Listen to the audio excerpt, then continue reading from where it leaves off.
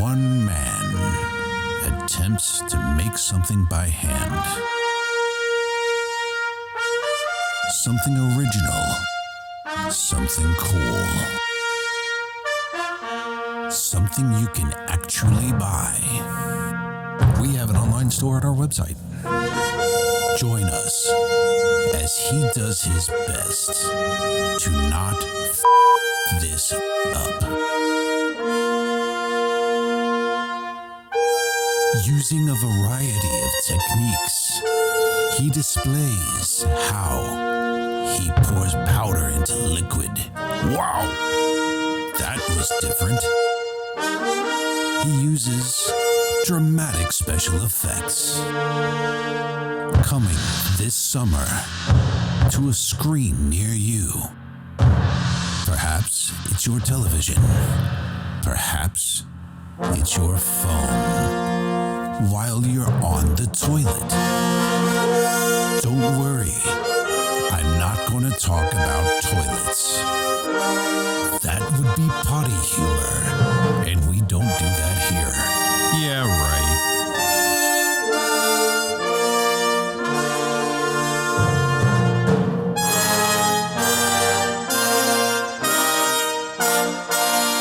That's shiny.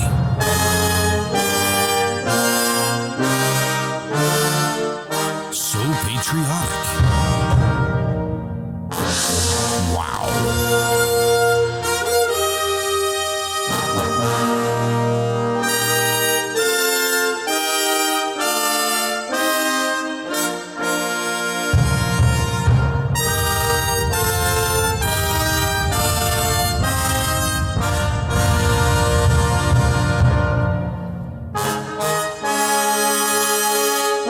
That's enough.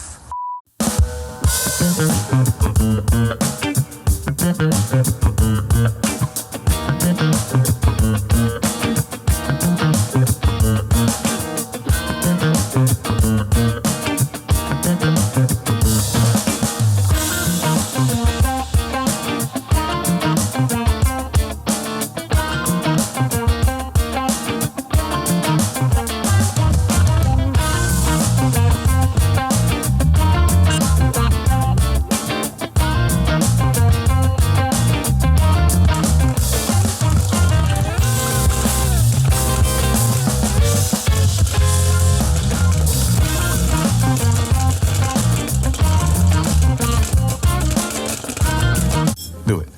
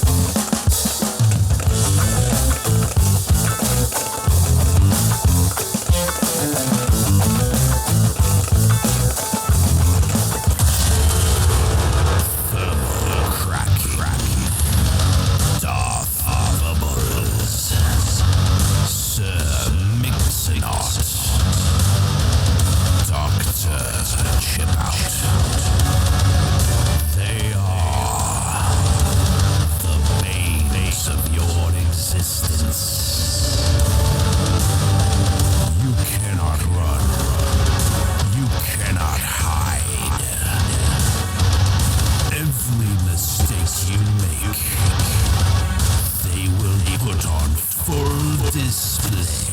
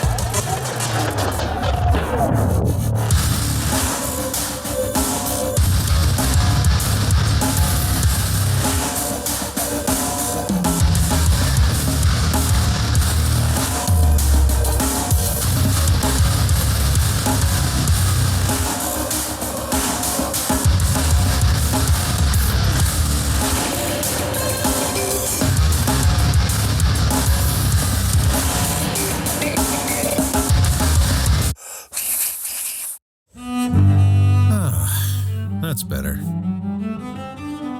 This one actually came out of the mold pretty easily, and I'm really looking forward to seeing what this turns out to be.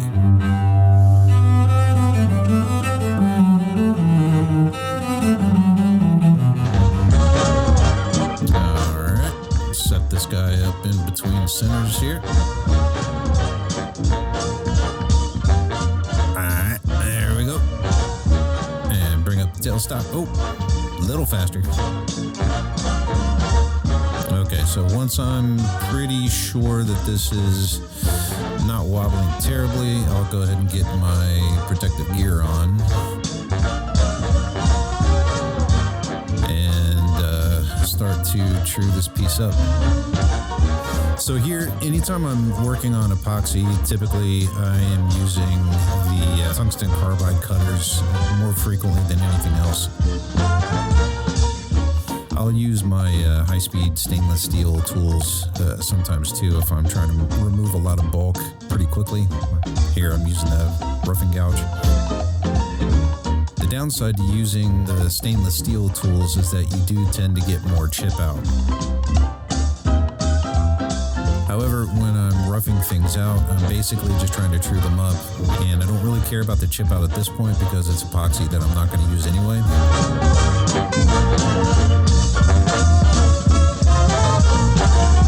So when I go back through to make the final cuts, I'm using the tungsten carbide tip tools to even it out a bit more.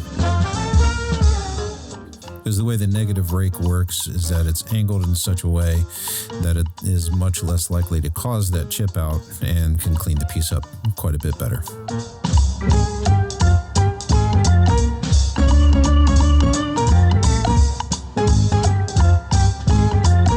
It is kind of fun to see all the epoxy flying everywhere too.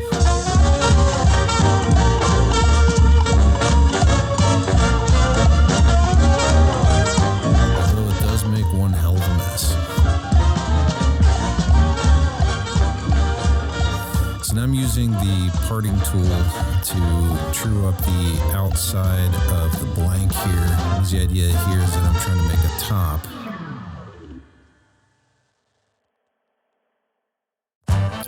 A lot of times you use this tool to make a tenon to flip around to put into the jaw chuck, so that way it has something solid to hold it onto. But with this, I'm basically just trying to true the piece up a little bit more, give myself a little bit more room to work on both sides of the blank.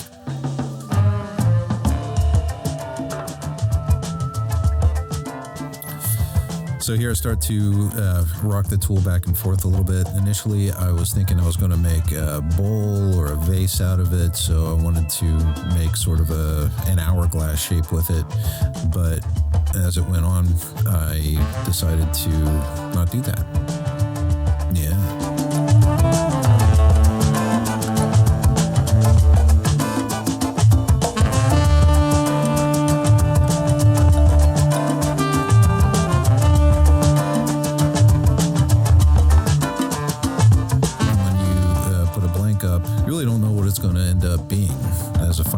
You may have something in mind that you want to do, a bowl or a jar or vase or whatever else that you want to do.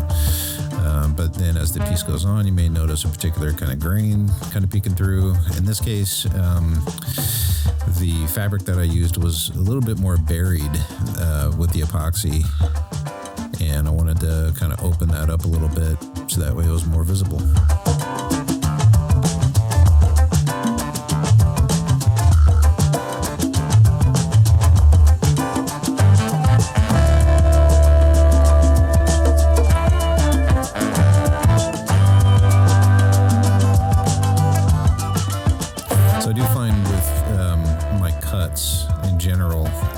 Start a cut and I tend to rock over a little bit. It gives it a little bit more of a smoother cut, makes things a little bit more uniform and symmetrical in that particular cut too, so that way there's not a whole lot of stopping and starting.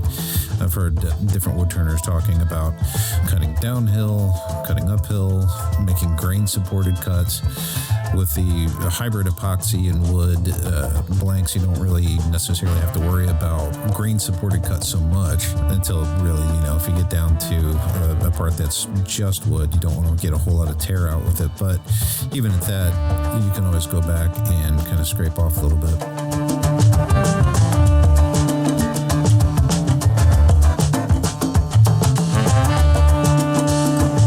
So here it's starting to take a little bit more shape into the jar shape that I was looking for, and I really liked how the burl grain started to show what will eventually be the top of the jar.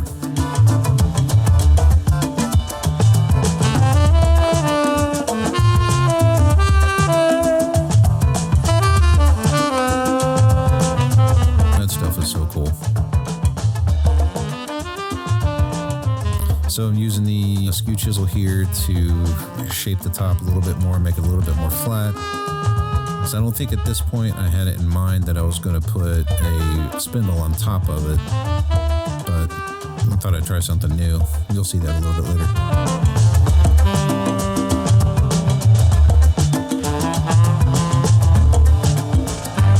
So getting a little crazy with the cheese whiz here, using the detail tool without the handle, which I don't recommend. Don't try this at home. Okay, so yeah, I had to make a decision to make this into a jar at this point because I had already cut the center, or started to cut the center.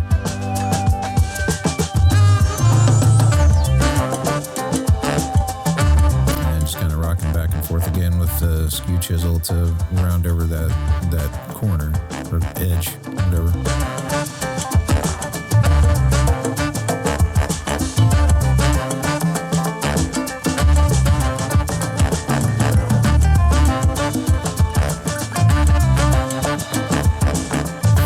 So I did have an issue with my second camera. It was saving files as the incorrect file type. So when I had the second camera in the position that this camera is in right now, it wasn't saving the file in a usable format. So you'll see different parts where the camera that I'm using, I'll pick up and put in the overhanging position like this, or put it back in the lateral position like I had before. So I'm trying to get double duty out of one camera with this, and editing is kind of fun with that.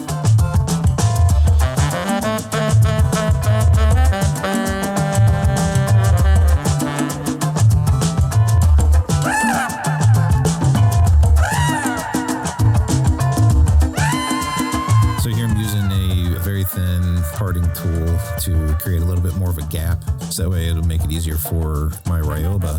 I think that's the name of it, the Japanese saw, Ryoba saw. There it goes. To get in there and really make some good cuts.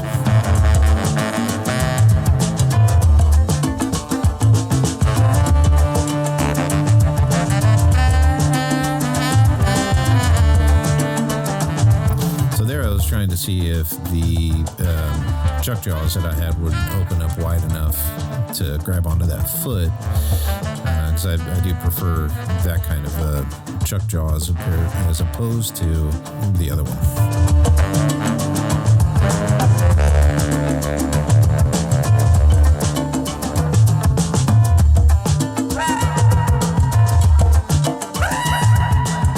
That's exactly the reason why I don't like using this particular kind of jam chuck, is because it can get loose fairly easy and throw the piece across the floor.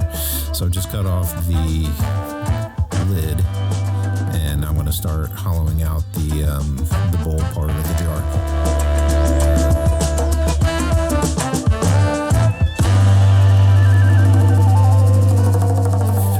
Using the tailstock when hollowing pieces out.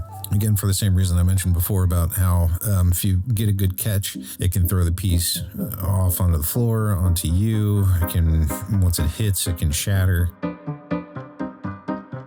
I've done that before. It's not fun to get to this point in the production stages and then have something just completely smashed to smithereens on you.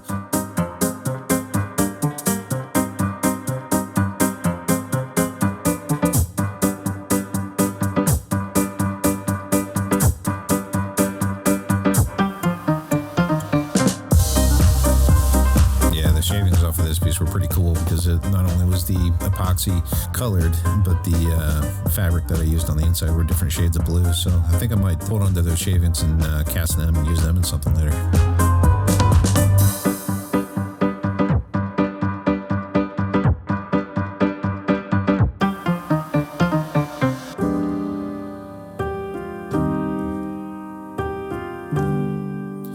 Since I was down a camera, you really can't see it that much, but after I hollow the bowl out up to about the depth that I want, there's still a length that is attached to the bowl and the tailstock. So I'm using different tools to kind of whittle that down to get ready to cut it off.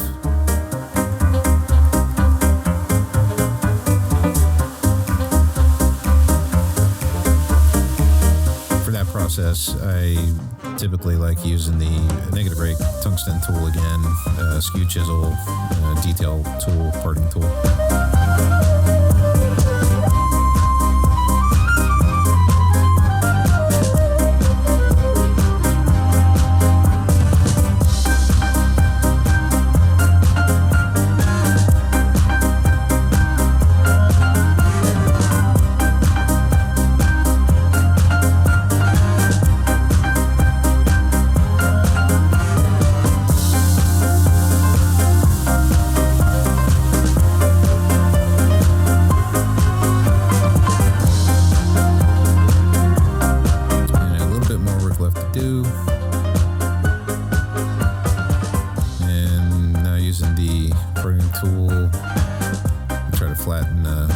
Of the bowl out, and do have to stop and retighten that chuck every now and then.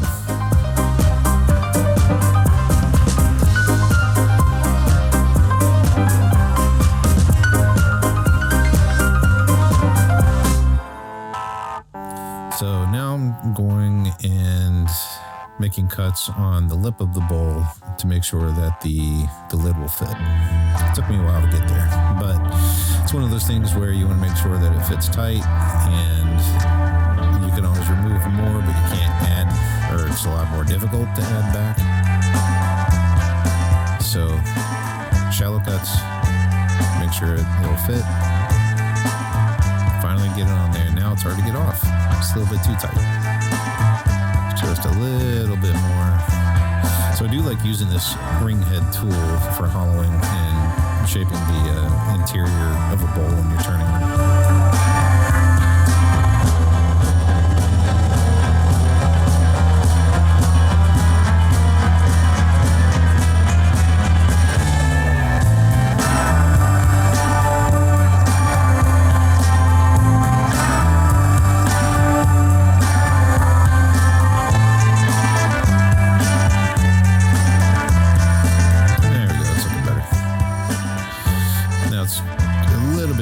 Sanding like that, so I'll hold it together. And this is step 1 of 3 of the polishing paste that I use.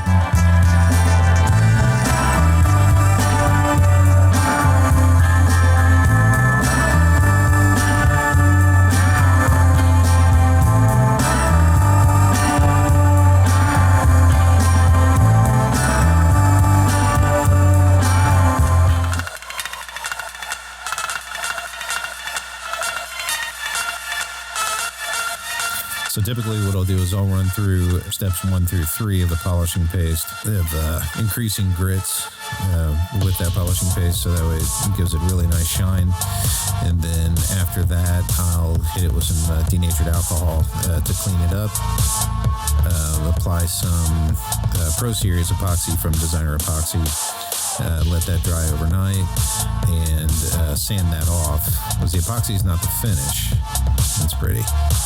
The epoxy that you put on, it's not the finish. It's put on to help to fill any gaps and voids that you might have left through the hollowing out process. So I just put down a gnarly piece of plastic on the sled of the lathe, and this is the epoxy that I'm using. It looks pretty when you put it on, for sure.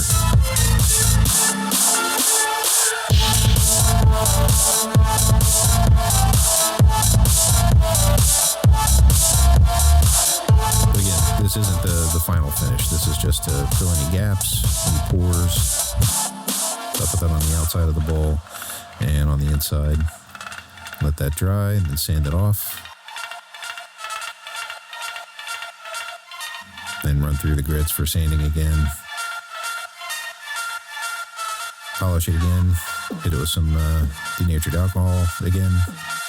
And then it's ready for the Waterlux. Now, this lid didn't fit in any of the jaws very well, so I had to hand polish it, and it took a little bit of time.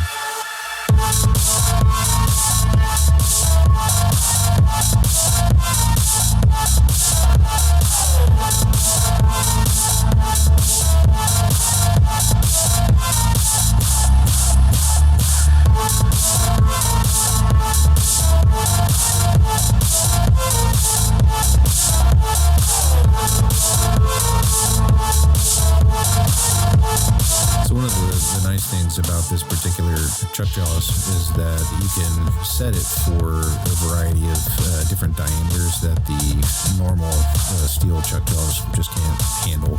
So you can put it in there if it's got a wider diameter. However, you do have to be a bit more careful because they, like I say before, they can jump out of that thing easier than it would with the steel one.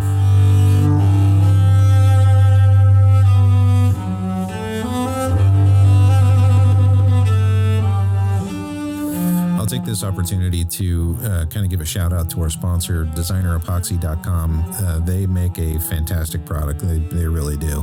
I've used a variety of different epoxies, and this one is my favorite by far. I think it's superior in a lot of different ways for different reasons, one of which being is that it's a little bit thinner than most of the other epoxies, even the Pro Series, which is what I'm using here. So a thinner epoxy for this kind of work is definitely better because it can get into the different nooks and crannies. This I'm leaving in the video as an example of what not to do.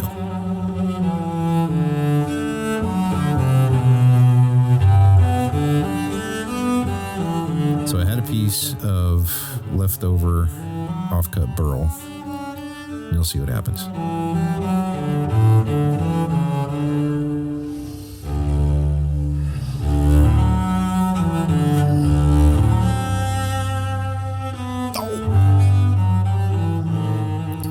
So that's exactly what I was talking about a little bit ago with this kind of chuck jaws. They have a tendency to lose their grip when you get a good catch, and that's exactly what happened. The burl piece that I had selected for the spindle part was too rectangular, and I epoxied it to the lid of the jar, and it was just too wide. So when it caught on the roughing gouge, of course it threw the entire thing off, and you saw what happened. So here I'm using my bowl gouge, bowl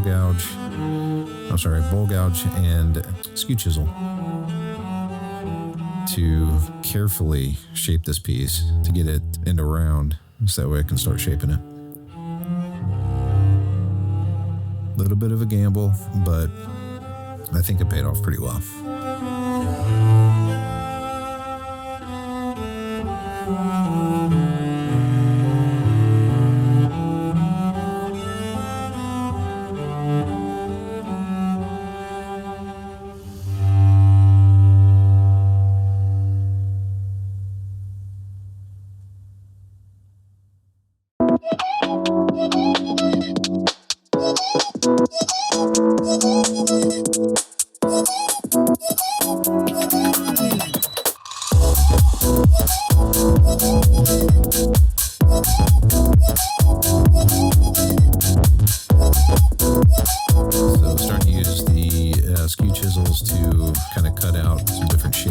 Into the spindle part. I have found that once you get the piece itself into round by turning up the RPMs, it does tend to help with shaping the piece when you're making a longer piece like that. You don't want to do that when you're working on a bowl or a vase necessarily, but I think at this point I was up to about, well, it's hard to tell because I've got the video sped up, but I think I was up to about 12 or 1300 RPM on this, which is relatively slow when you're doing spindle work.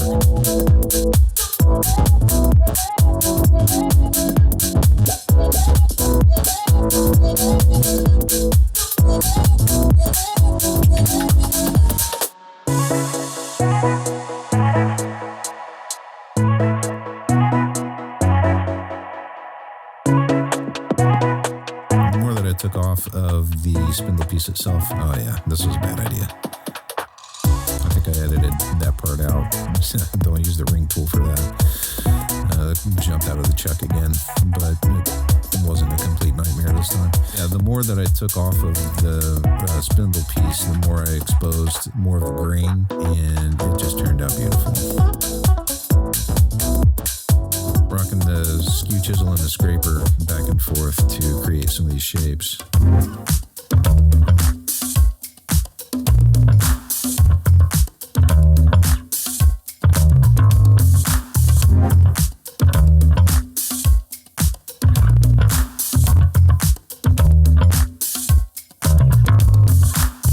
These are a lot easier to cut these shapes when we're cutting downhill. So starting with the tip of the skew chisel, you kind of make your gouge, rock it back and forth a little bit to get a ball shape on both sides, and then kind of draw the line up to the middle. I wanted to originally make a ball shape, and then I thought, well, maybe a teardrop shape would look pretty cool.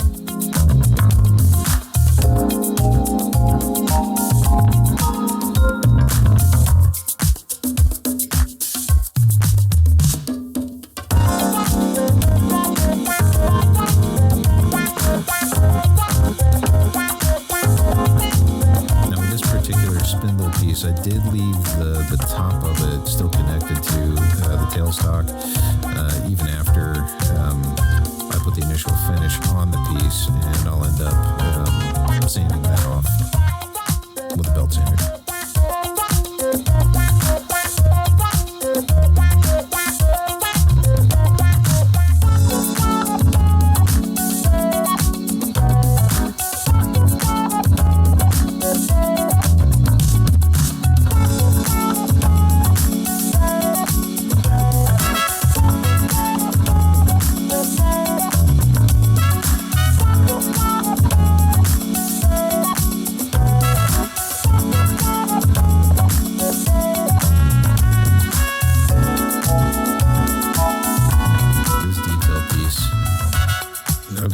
Relationship with that thing. It's very, very easy to catch, but as you can see, it's necessary for those little tight spaces to really be able to get in and clean up an area that another tool may not be able to reach so well. So now I'm sanding, and I usually don't film a whole lot of my sanding just because it's so boring to watch. But this particular piece, just wanted to show how I sanded in between the grooves. And I didn't run through all the grits, obviously, because I wanted to skip ahead to the good part. So running through the different levels or grits of the polish paste. Once I run through those, like I say, hit it with the denatured alcohol, clean up all that goo, and then the Waterlux.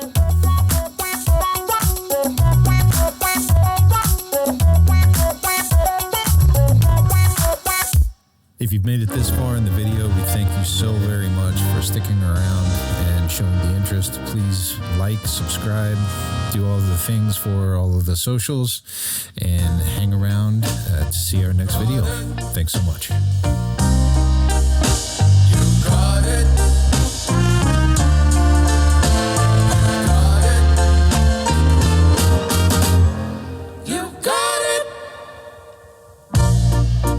I know sometimes life can be tough,